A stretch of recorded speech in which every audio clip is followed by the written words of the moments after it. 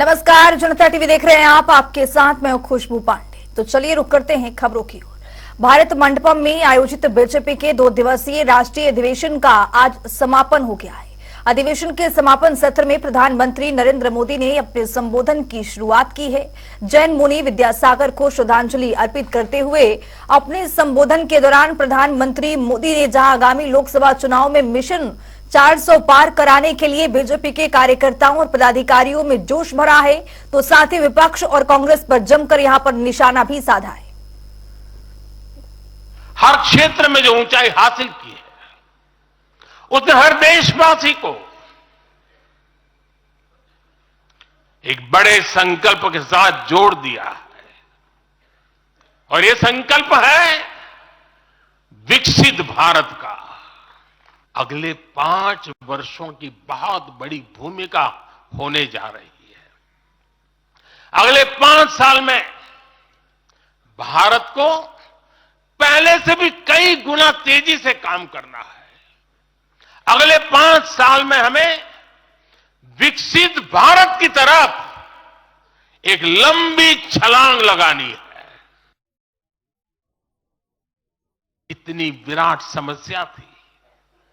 हमने इसके लिए सामाजिक चेतना, साथ साथ कड़े कानून दोनों का सहारा लिया।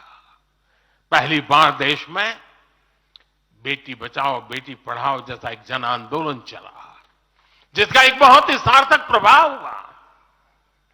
हमने बालिकाओं के, महिलाओं के पोषण पर विशेष बल दिया। हमने पोषण अभियान चलाया ताकि गर्भवती महिलाओं को उचित मदद मिल सके। स्वस्थ महिला ही स्वस्थ संतान को जन्म दे सकती है।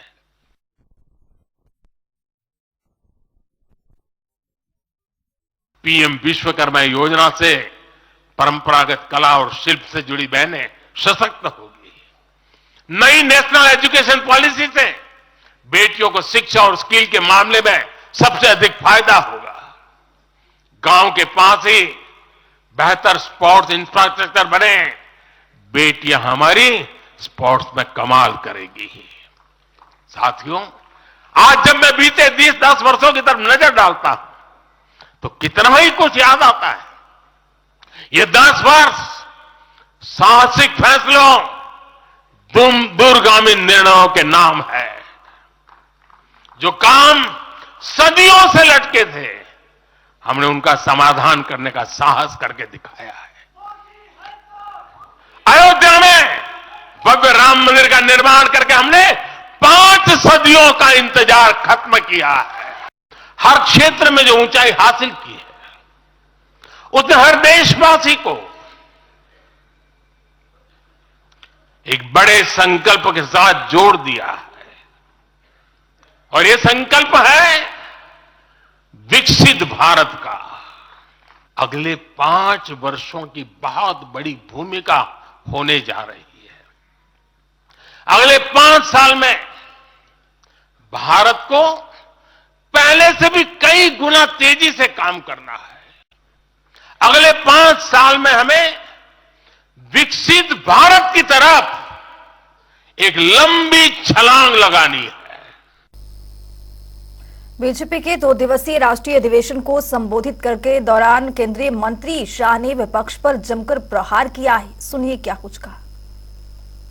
सोनिया जी का लक्ष्य राहुल जी को पीएम बनाना, पवार साहब का लक्ष्य बेटी को सीएम बनाना, ममता दीदी का लक्ष्य भतीजे को सीएम बनाना, स्टालिन का लक्ष्य अपने बेटे को सीएम बनाना, लालू प्रसाद जी का लक्ष्य अपने बेटे को सीएम बनाना, उद्धव ठाकरे का लक्ष्य अपने बेटे को सीएम बनाना, और मुलायम सिंह जी बेटे को बनाकर ही गए हैं।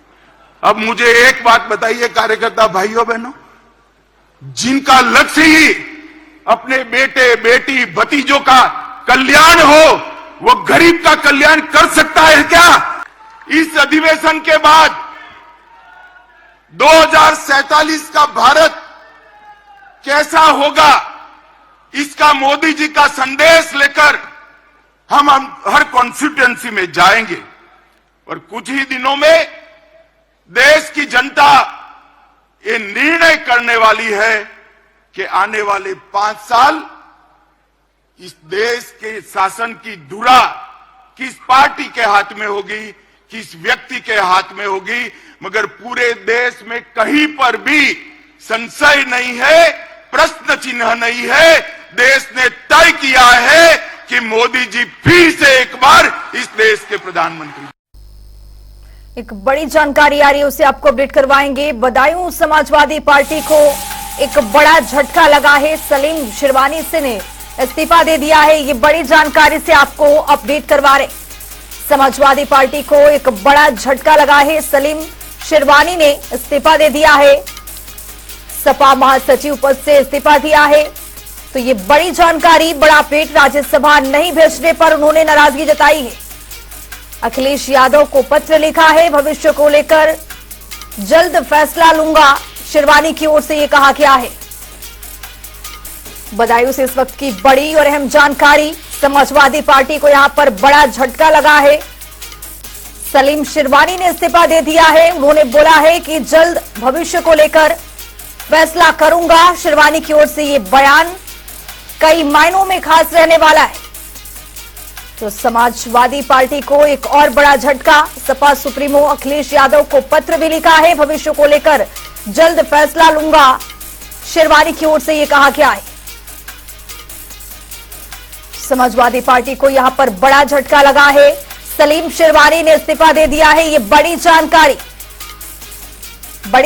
बड़ा अपडेट आपके सामने। सपा महासचिव पद से इस्तीफा दिया है। राज्यसभा नहीं भेजने पर नाराजगी जताई है। सपा सुप्रीमो अखिलेश यादव को पत्र लिखा है। भविष्य को लेकर जल्द फैसला करूंगा। उन्होंने तमाम तरह की बातें कही है। बदायूं से इस वक्त की बड़ी और अहम जानकारी। समाजवादी पार्टी को एक और बड़ा झटका। सलीम शिरवानी ने इस्तीफा दे दिया है। सपा महासचिव पद से इस्तीफा दिया गया है।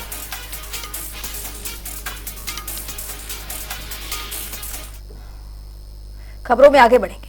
बीजेपी के नेतृत्व वाले एनडीए गठबंधन के खिलाफ राहुल गांधी कांग्रेस को मजबूत बनाने में जुटे हुए हैं। ऐसे में कांग्रेस की भारत जोड़ो न्याय यात्रा के लिए राहुल गांधी संगम नगरी प्रयागराज पहुंचे हैं, जहां कांग्रेसी नेताओं ने उनका भव्य स्वागत किया है। हालांकि इस दौरान कांग्रेस प्रदेश अध्यक्ष अजय राय और कांग्रेस प्रभारी अविनाश पांडे जीत का यहां पर हुंकार भरते नजर आए। देखिए,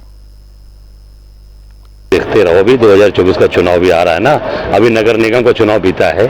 आप कहीं पर भी देखेंगे हमारे वोट प्रतिशत विधानसभा से मेयर के चुनाव में हर जगह बढ़े हैं, हर जगह ताकत हमारी बढ़ी है। निश्चित तौर से राहुल जी के नेतृत्व में चीजें मजबूत हो रही हैं। अब ये डिसीजन लेना उनका काम है, प्रधानमंत्री कौन बनेगा नहीं बनेगा। कांग्रेस मजबूती से आगे बढ़ रही है, आजमाइश कर रही है, लेकिन उसके बावजूद भी जो सीटों का बंटवारा है उस पर काफी हद तक नुकसान कर रही है। क्या कारण है और अगले 2024 चुनाव में किस तरीके से देखा जाएगा? देखिए, सीटों का बंटवारा तो जो बातचीत है वो समाजवादी पार्टी के साथ कर, हमारे अन्य घटक दल हैं उनके साथ में काफ़ी सार्थक चर्चाएं शुरू हैं और बहुत जल्द ही इसका नतीजा की घोषणा की जाएगी।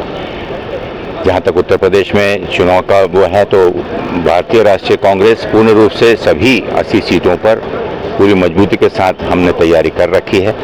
जो भी जब चुनाव डिक्लेयर होंगे तो हमारे जो भी गठबंधन के उम्मीदवार हैं उनको जिताने के लिए हम पूरी कोशिश करेंगे।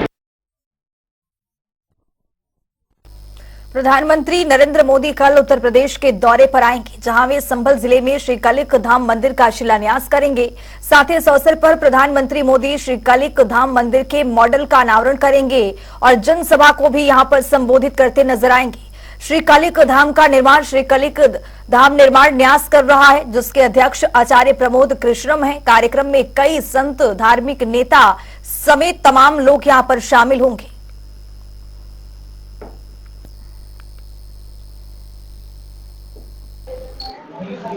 श्री कलिक धाम के शिलान्यास समारोह से एक दिन पहले श्री कलिक पीठ की पावन धरती, पावन प्रांगण में, आंगन में मैं आप सभी का हार्दिक स्वागत और अभिनंदन करता हूं। आज की पत्रकार वार्ता ऐतिहासिक है, अनूठी है, अद्भुत है। मुझे ये कहते हुए बड़ा हर्ष हो रहा है कि जो सपना देश के प्रमुख संतों ने, देश के प्रमुख महात्माओं ने, सनातन को मानने वाले करोड़ों भक्तों ने 18 वर्ष पूर्व जो संकल्प लिया था वो पूरा होने जा रहा है। 19 फरवरी को यानी कि कल भगवान के होने वाले अवतार श्री कल्कि नारायण भगवान के धाम की आधारशिला रखी जा रही है। भगवान के होने वाले अवतार के धाम की आधारशिला रखने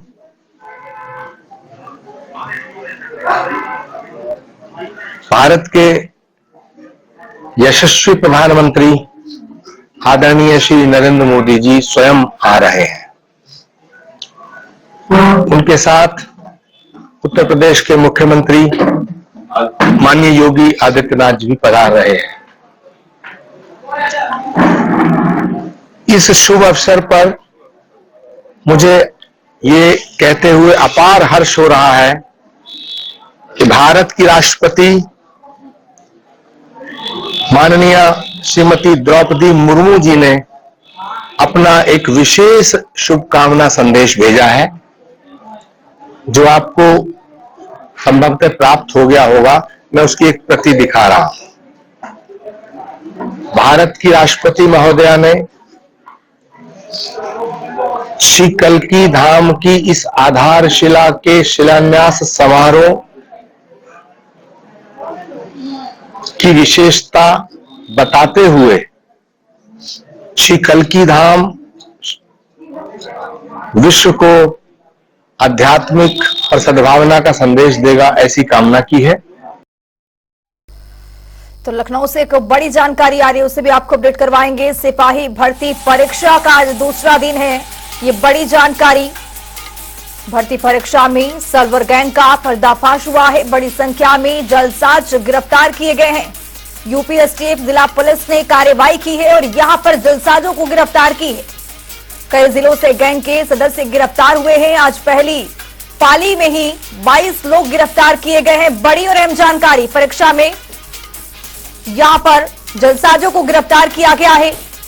कल सर्वर गैंग के 96 सदस्य गिरफ्तार हुए थे और आज भी 82 लोगों को गिरफ्तार किया गया है।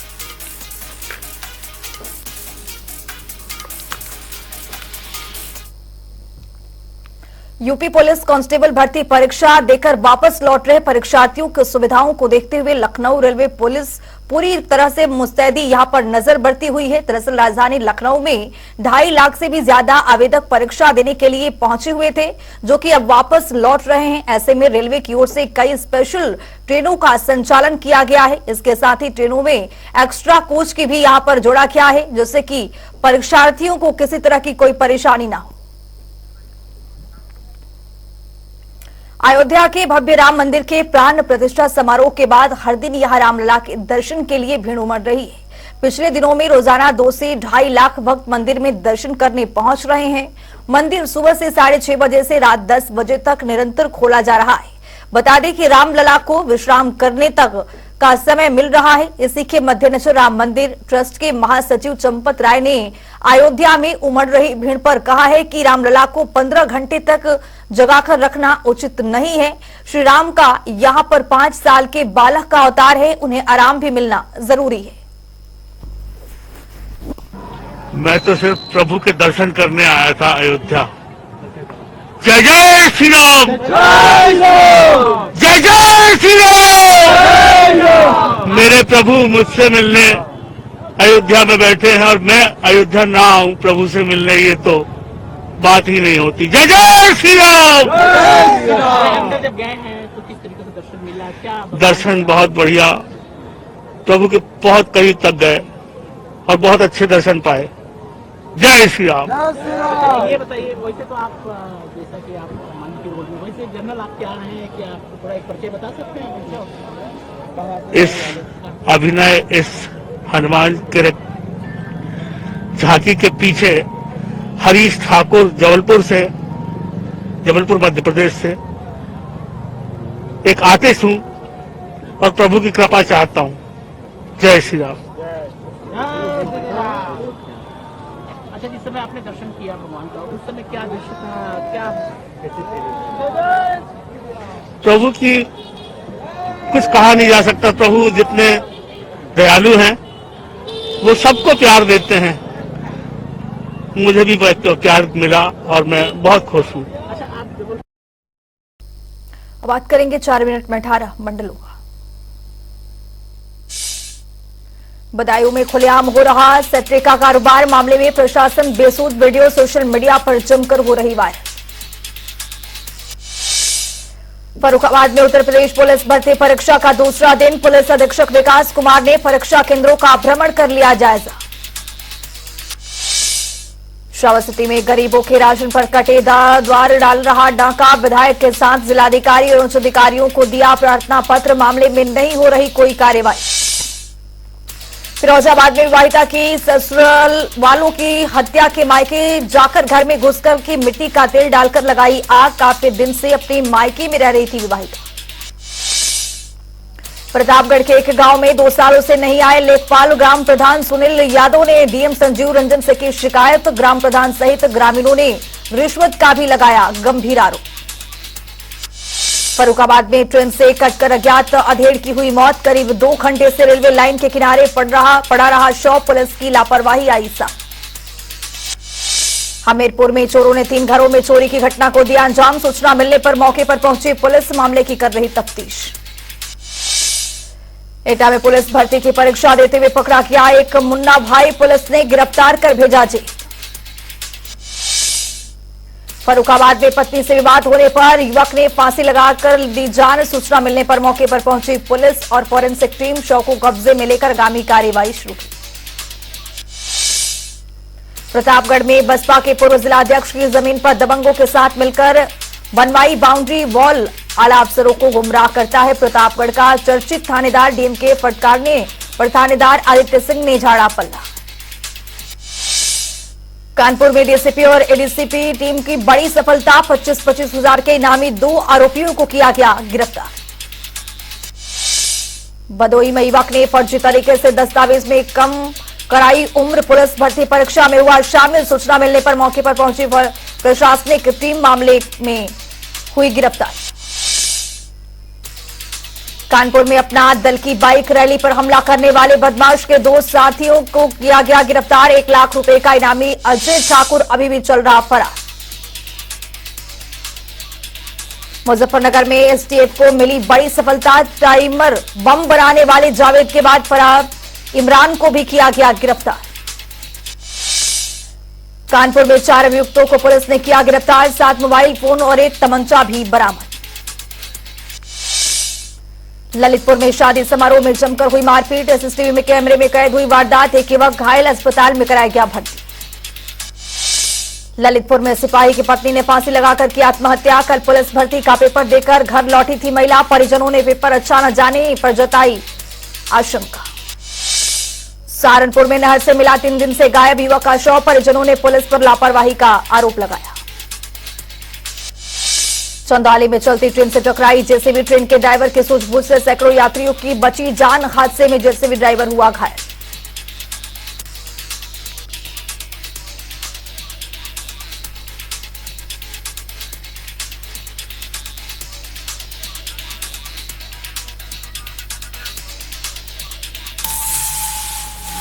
तो ये बड़ी जानकारी आ रही है, बीजेपी शासित राज्यों के सीएम की बैठक चल रही है। ये बड़ी जानकारी, बैठक में सीएम योगी आदित्यनाथ भी मौजूद हैं। ये बड़ी जानकारी दे रहे हैं, बैठक में बीजेपी शासित राज्यों के मुख्यमंत्री मौजूद हैं, जिसमें उत्तर प्रदेश के मुख्यमंत्री योगी आदित्यनाथ भी इस बैठक में शिरकत कर रहे हैं। रुकेंगे छोटे से ब्रेक के लिए, देखते रहिए जनता।